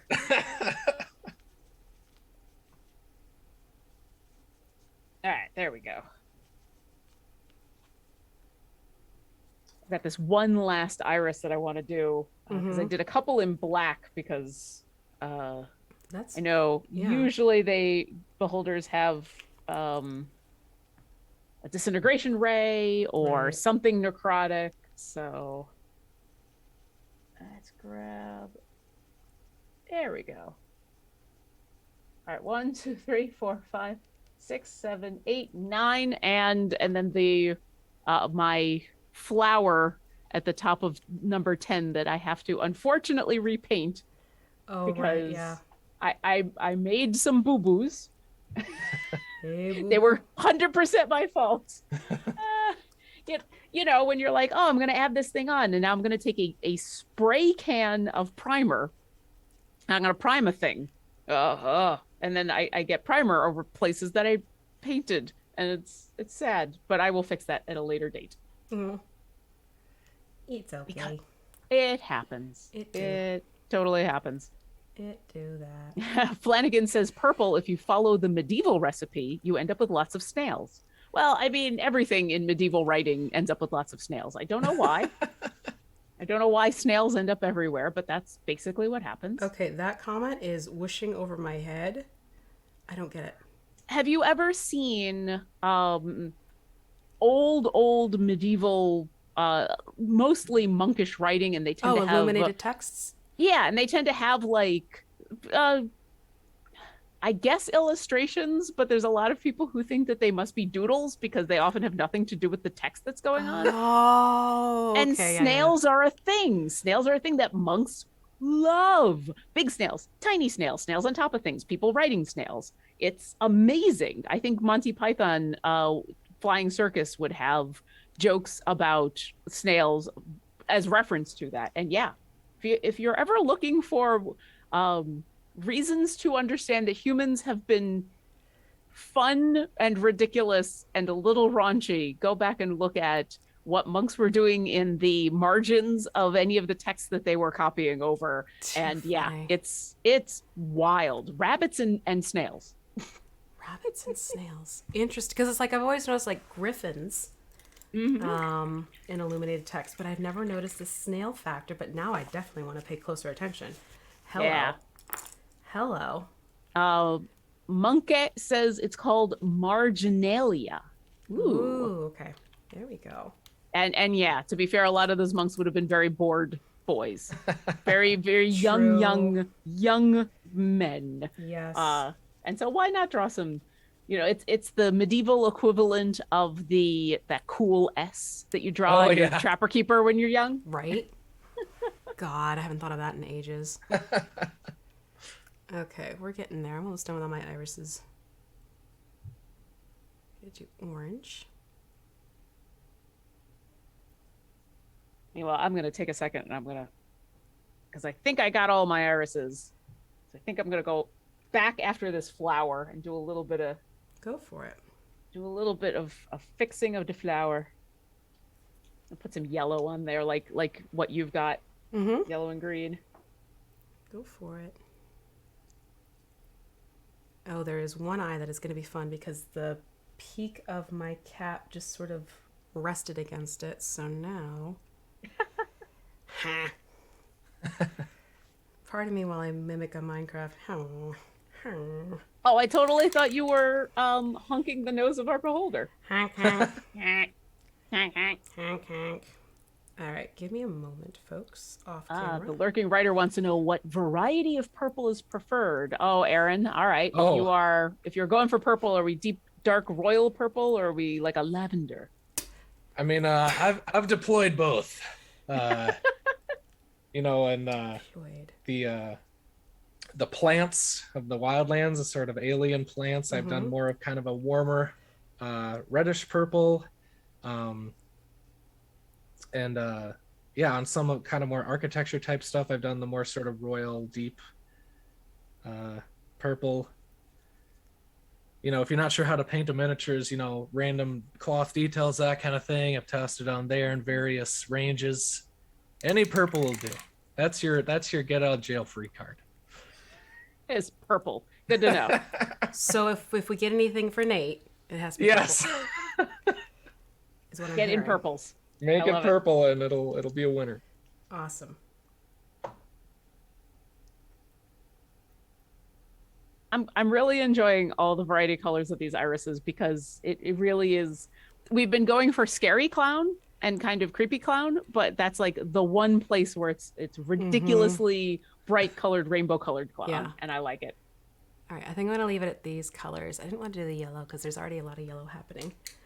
But I have all the irises, multicolored irises, like you do. And it's looking like, I'm going to go back into my iris and I'm going to take just a little bit of a light brown. So mix some white and brown together and just very gently run it across that bit of texture in the iris. And I'm actually going to take a round brush to do that because trying to go in with a flat brush is going to be interesting. All right. And are you looking for something that's like a really light brown, like a really mocha brown? Are we going tan brown? We're going for a cafe latte. Cafe latte. Ooh. Okay. Let's go for that tone.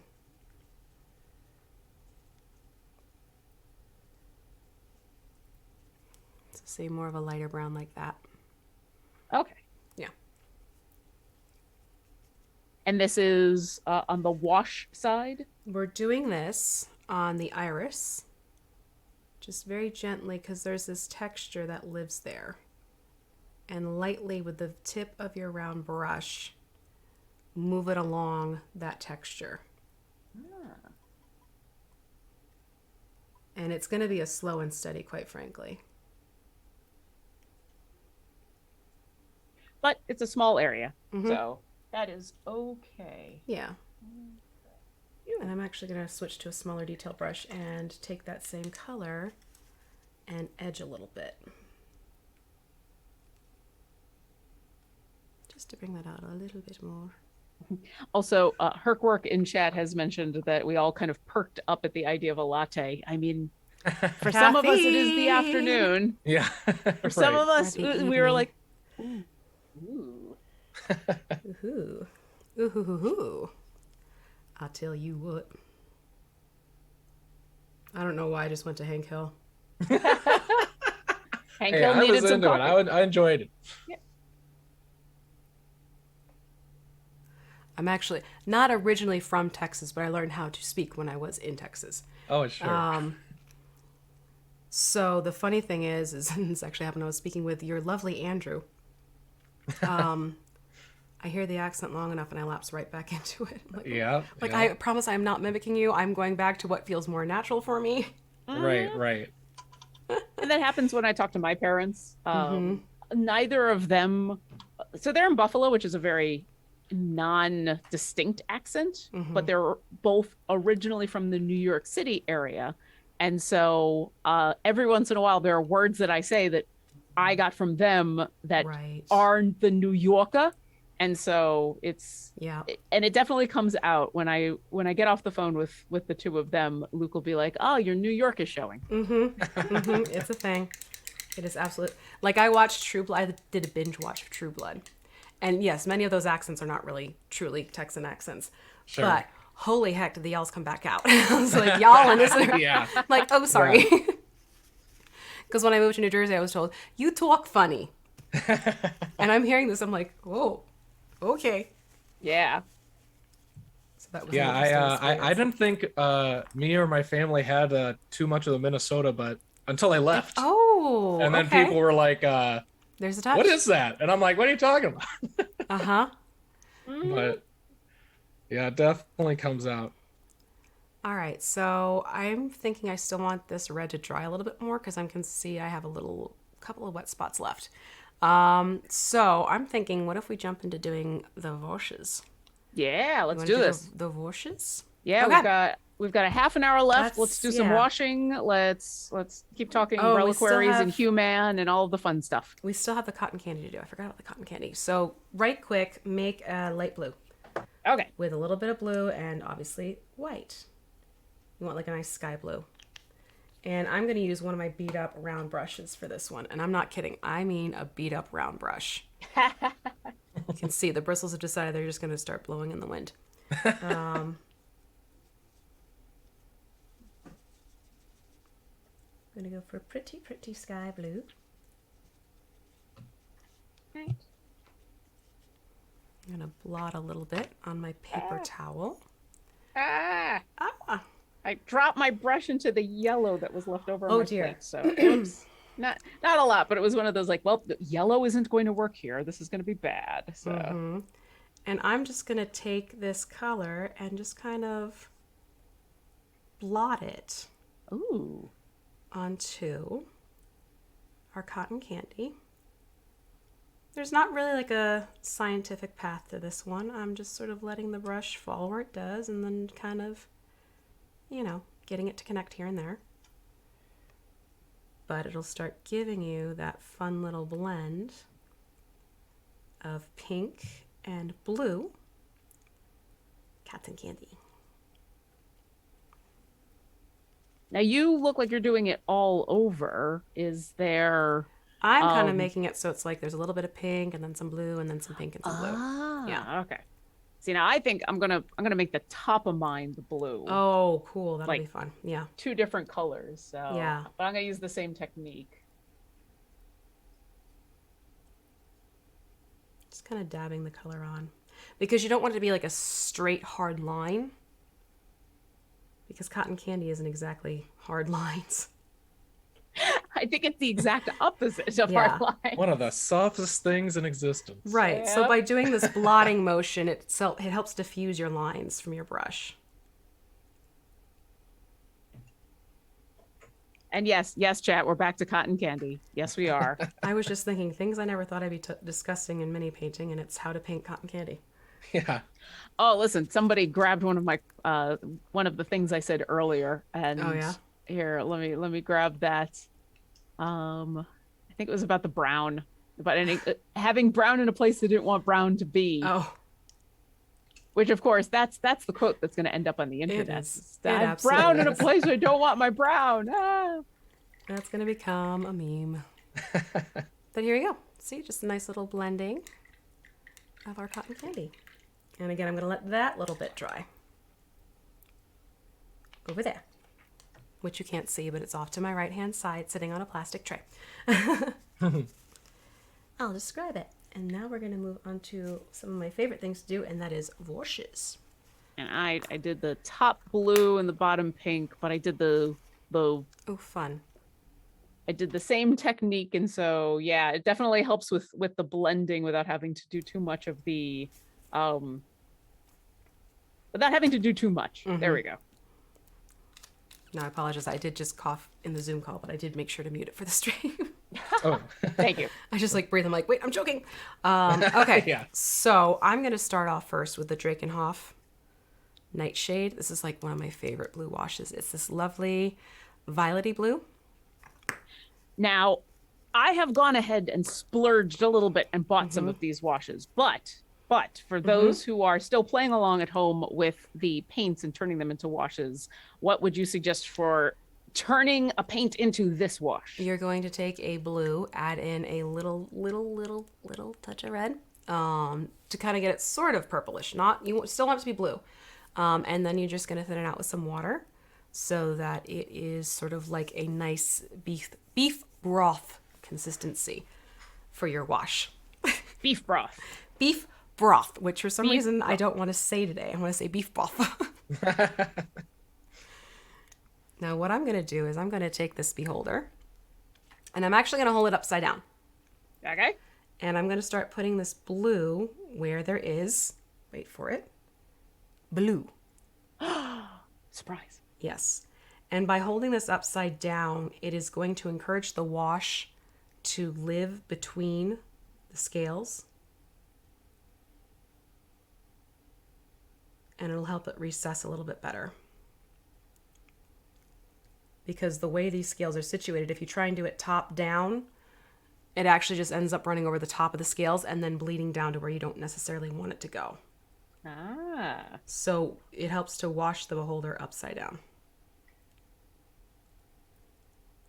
Now, if there's anyone at home that has decided to join me in splurging on getting a wash, I'm going to ask what might sound like a weird question, but I feel like it's worth it.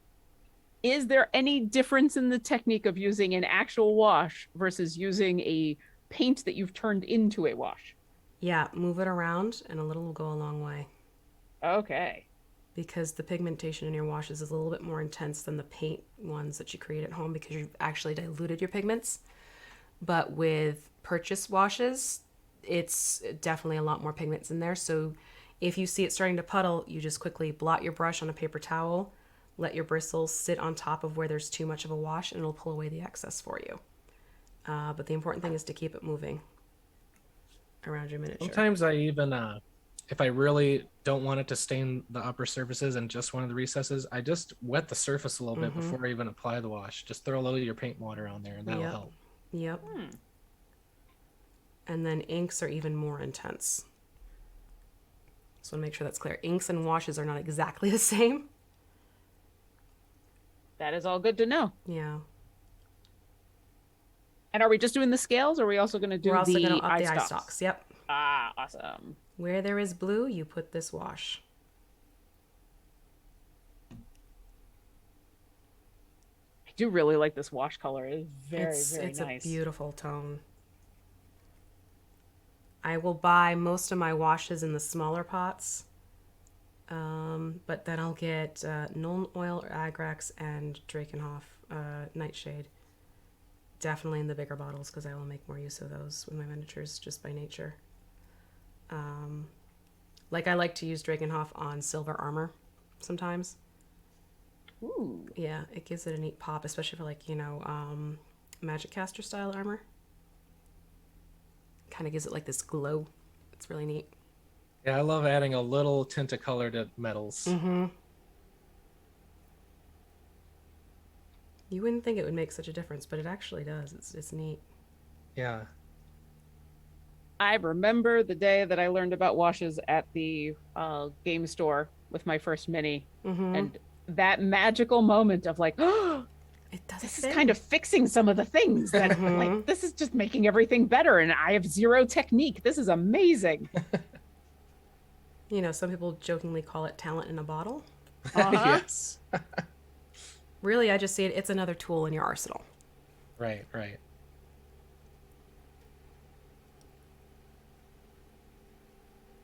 Oh, Irene UK is asking specifically about what wash we're using. So this is a blue wash, but we're enjoying. I've splurged and got the Drakenhoff Nightshade, and this is from the Citadel color line. So if you're looking to join us in getting that specific wash, you can. But then V also explained about grabbing some blue and being able to use the blue to get the same effect by turning that into a wash. So there are definitely different ways of getting similar results. And now the fun of trying to get every single ice stalk. Yes. I feel like I should be counting every time I do this. Make it easier. You can still count and miss them, speaking from experience. Yeah, that's true. That's absolutely true. Oh, we have had new people coming in from the game. So if you are new, welcome. We're in our last half hour of Paint and Slay, where we're finally finishing up our epic clown beholder Xanathar from Wild Beyond the Witchlight. We have Erin Miller here, who is our guest from Dwarven Forge, who is here not just because he's awesome and does MIDI painting and has had a lot of really good advice, but also because you've a Kickstarter running right now. We should probably mention that again. Yes. Would you like to talk about your Kickstarter again? Of course. If you're just joining us, Dwarven Forge currently has our latest Kickstarter active, Reliquaries, legendary throne-like displays for your favorite dice and your collectible dice sets. They are designed in different themed families that display together, and they have inserts that can hold your whole set of dice together. They're designed to also work in our terrain builds. If you already have some Dwarven Forge or are planning on getting some. And there's stretch goals for things like displaying your miniatures as well on these kinds of pieces. And there's a theme for everybody. The most interesting thing is like every set has been picked as a favorite and as like a least favorite. So there's something for everybody that will draw you in. We're in the home stretch. So we're Dwarven Forge on Twitter, Dwarven Forge Official on Instagram. We're on Facebook. Dwarven Forge Live on Twitch. We've been doing streams showing off a lot of the pieces. Our YouTube has really interesting kind of mini documentaries of people talking about the process. Even, I kind of heads down at my desk. I was enthralled by these videos, just hearing other Dwarven Forge artists talk about the process. So definitely check that stuff out and hit up that Kickstarter page. And if you follow their social media, there's been these little videos that have been being aired that are people from around the TTRPG community talking about their favorite dice rolls. And you might see some familiar faces from Idle Champions in there. You might see, I know both Megan and Todd Kenrick did a video. You might even catch me if you go back a couple of days. Yeah. Yeah, those have been fun. Yeah, those have been a lot of fun. When I was asked to do that, I both knew exactly the immediate answer I had for what was the most epic dice roll I ever had. And then also I thought about it for a very long time. So my initial instinct was the one I went with. Because I was like, oh, I know. It's like, this is the one. And while I don't mention it in the video, because they're short little YouTube, or not YouTube, videos that are good for Twitter. So they gotta be super, super short and fast. But yes, for those of you who are wondering, this is a dice roll for Orkira. But you'll have to go to the Dwarven Forge. I also retweeted it, but you'll have to go there and find out what it was. If you didn't watch it. It's well worth the watch, I will say that. And Aw. Idle Champions is also getting involved with the Hammerman skin that will be going out to all backers at the end of the Kickstarter. So that's, a little incentive to go check things out there too. Yeah, that's awesome. Who doesn't love a skin? Little heads up. So Who yeah, doesn't love humans specifically. Human, Yes. exactly.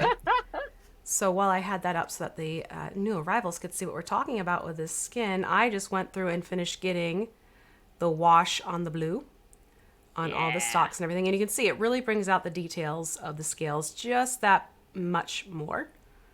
And on the eye stalks, And on the eye stalks, ridges yep. in those Yep. eye stalks. The Absolutely. ruffles have ridges. So now I'm going to go to Cassandora Yellow. And I'm going to do the bottom scales that are yellow. we're gonna And get same that thing done. for those who do not have the wash, grab some yellow and thin wash out. it down. Yep. Wash it down. You can even add just a slight touch of brown to it, or if you wanted to.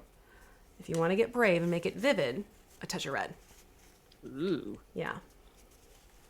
But play around with it first before you put to miniature. I will say that. As I knock my camera around. All right, so the Cassandora Yellow, it's this beautiful, vivid wash I am a fan of. It's a bright, sunny yellow.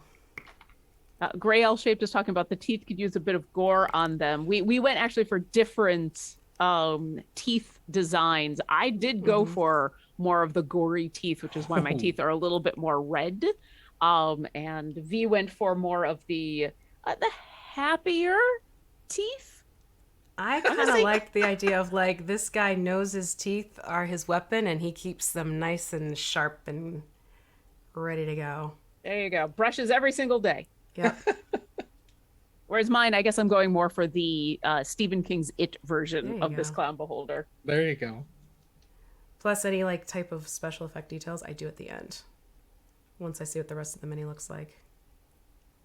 So I may add like a little, touch of something. We shall see. Kind of tempted to do some hot glue and drool, to be honest. Oh, cool. But that's... I am interested just because I Okay. was not expecting hot glue and drool to be Yes. a sentence that was said today, but here we So, are. What I'll do this evening, because I'm going to have to do a second layer of the red on the cap and the nose, I will also add a drool effect, and I will make sure before I leave tomorrow to share what this fellow looks like. That's awesome. We'll do that. So yeah, the same thing. I'm kind of like keeping it so he's tipped down as I'm putting this wash on so that it goes to live in the recesses of these scales. The tipping down is also helping me get into the spots that are under the bone plates, which are always the spots that I seemed to miss when we were painting the first time. Yep. Oh, And that's not just, that yeah. annoys me. Not that I'm annoyed by that. I can honestly say it took me a good couple times going around with this particular miniature to be like, okay, yeah, now I'm finally getting the best approach methods because of all the different nooks and crannies on this one. But that's half the fun. And I know people have suggested like, oh, this is a more advanced miniature, and it's like maybe, but it's also super fun. And I've learned just in these last couple of episodes so many different techniques and being able to try out a bunch of stuff. And yes, while every once in a while I turn this beholder in a direction, I go, missed a spot. I'm sorry. I'm having so much fun doing it. Good. And I'm still pretty darn proud of how this is turning out, even with the spots that I've missed. So there you go. Okay, so I have the Cassandora on, yeah. and now I'm going to flip to Agrax. And Agrax is going to go on the bone plates, on the mouth, in the mouth, on the base, and if you want to on your ruffle, because you don't have the Nolan oil, right? I do not. I am with it. So I if- splurged on a bunch of these, but then Yeah. a couple of them haven't shown up yet. So, So All right, if but you said we're doing the Agrax Earthshade. Yeah, Agrax Nightshade. I'm going to put that in the mouth, around the mouth, on the teeth, on the bone plates, on the base. If you put it on your ruffle, it's going to create it to look a little bit more of an antiqued white.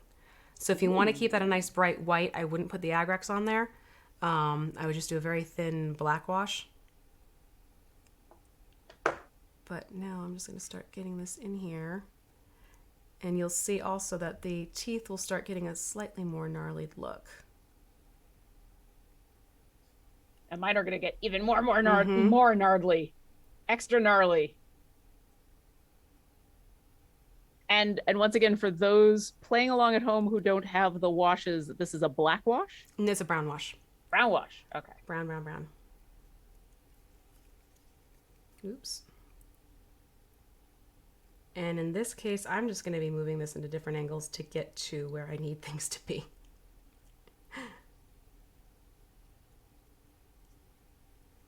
All right, so we're doing teeth, and where else did you Teeth, say? mouth, bone plates. Oh yeah, the bone plates. Yeah. Inside the mouth on the tongue. And the base.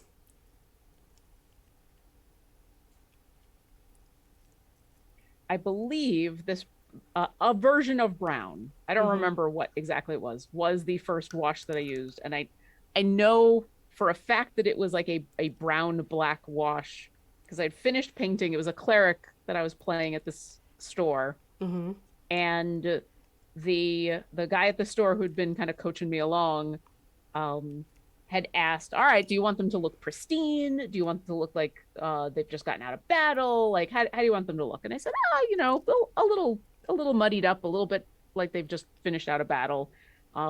That sounds pretty cool. And so we went for the darker wash. And yeah, that was definitely the moment that I had the, this is actually working. Yeah. This actually looks like I want it to look. It's fun. It's kind of a neat game changer. Yeah, and the brown can go a long way because it's hard to go wrong with that. You can put it on almost anything, and like you said, it'll add kind of some of that weathered look. And so then even when you have a few mistakes, they almost add to sort of that slightly beat up look. If there's a scratch here and there, a spot that's not supposed to be there, hit it with that wash and it'll hide all your sins. Yep. Washes. And I have a lot of sins to hide. Liberal washing. Here we go. I love what it's doing to these bone plates, though. That's amazing. Yeah. The wash really makes a difference when you put it onto the bone plates. Especially the underside of them, which is the part that I also, that has a surprising amount of detail for being ostensibly hidden. You would think, right? And I've been doing a bad job. If anybody has any last questions, I'm going to come back here to the backstage document because Martin has been doing an excellent job grabbing those questions, and I got distracted by washing. Let's see. Missoura says, fun fact, when I was a youngin', I watched Monty Python so much it changed my accent and people kept thinking I was British. Oh, I love. RAR303, I think they probably asked this while I was distracted by washes, but they were specifically asking, V, is it also true that holding other minis upside down for washes is a good way to go, or is that specific for the look of the beholder's scales? Basically, hold the mini so that the wash will go against the grain of the texture and fall into the recesses. That's the best way to hold your mini. Some of them you'll find it's best to hold them like so they're horizontal. Other miniatures, upside down is definitely the way to go. Like, dragons and anything with feathers.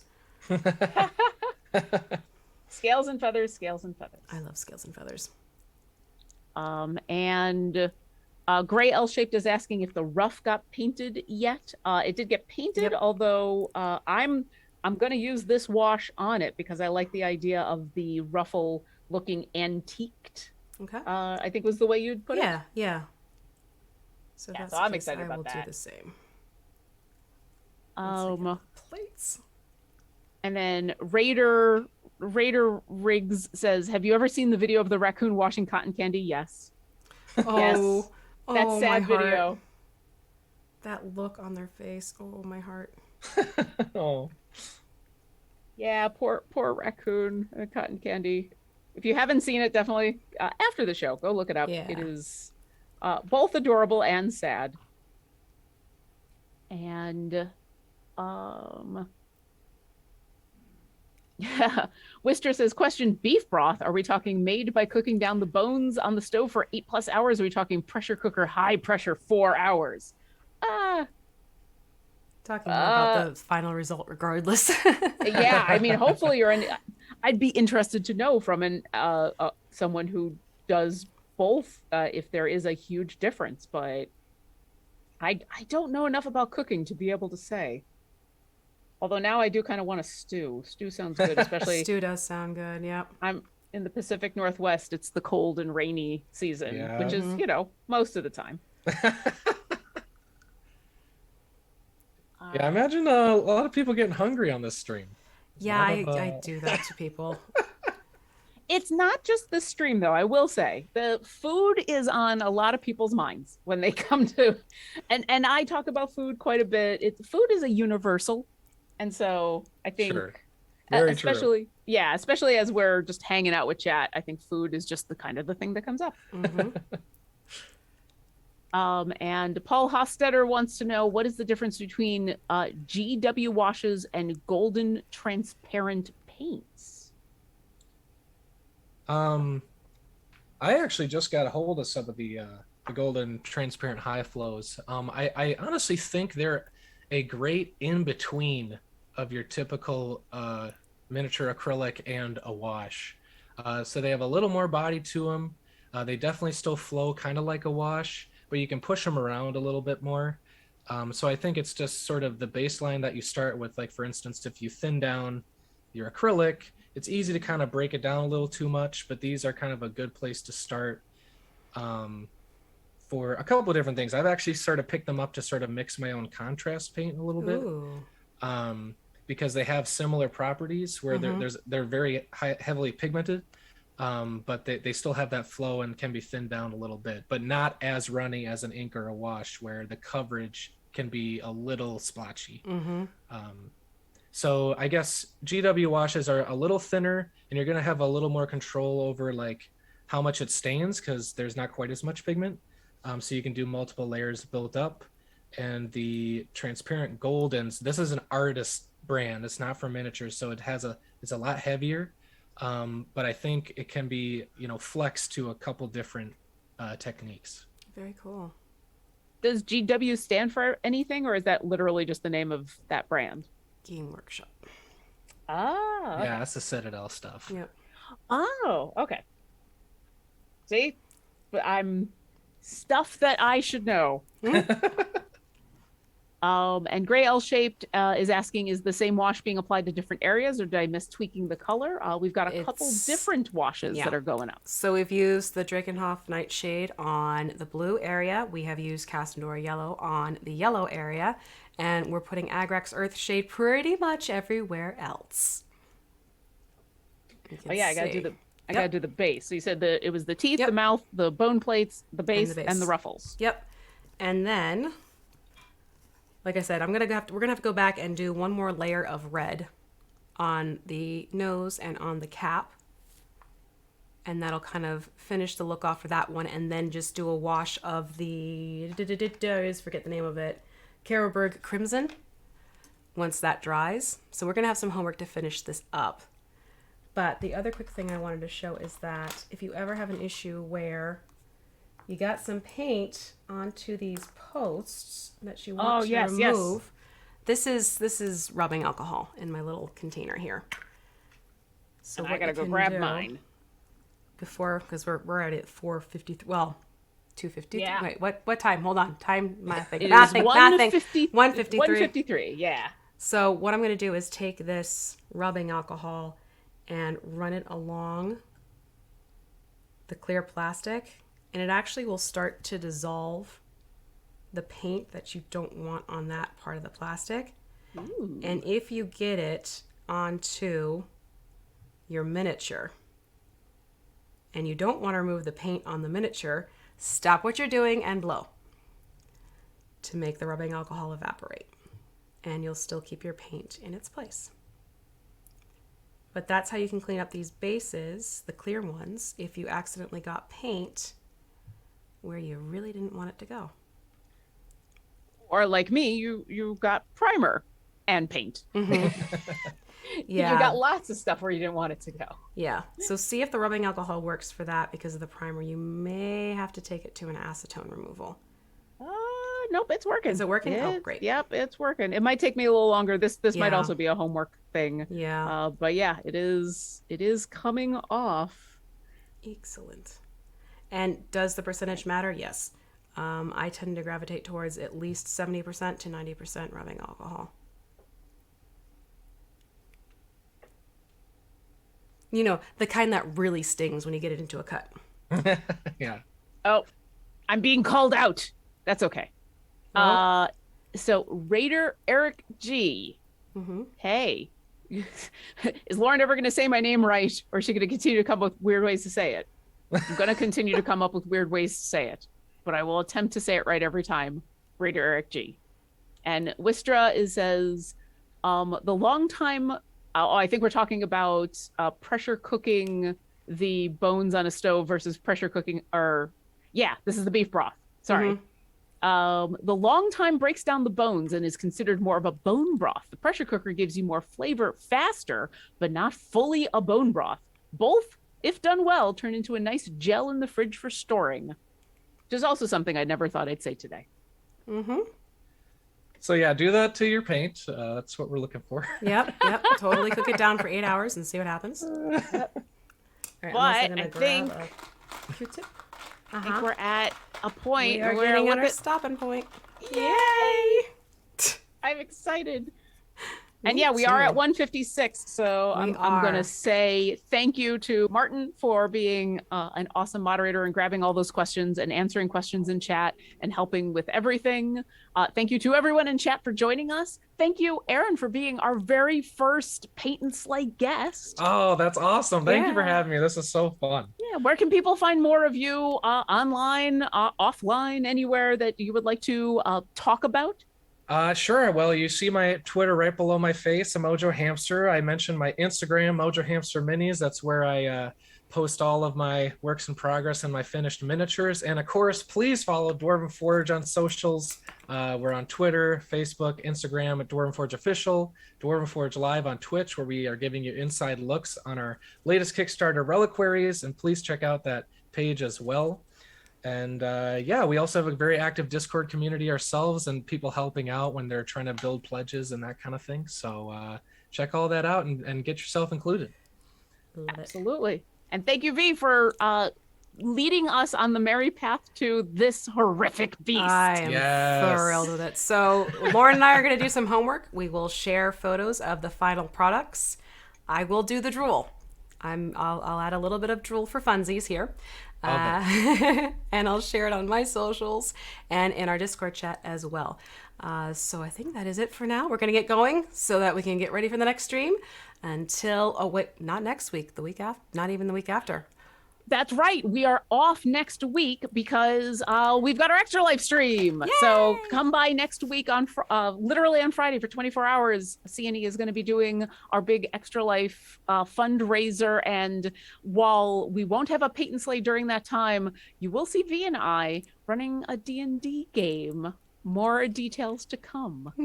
Fun times. All right. Bye, everyone. Bye, everyone. Bye.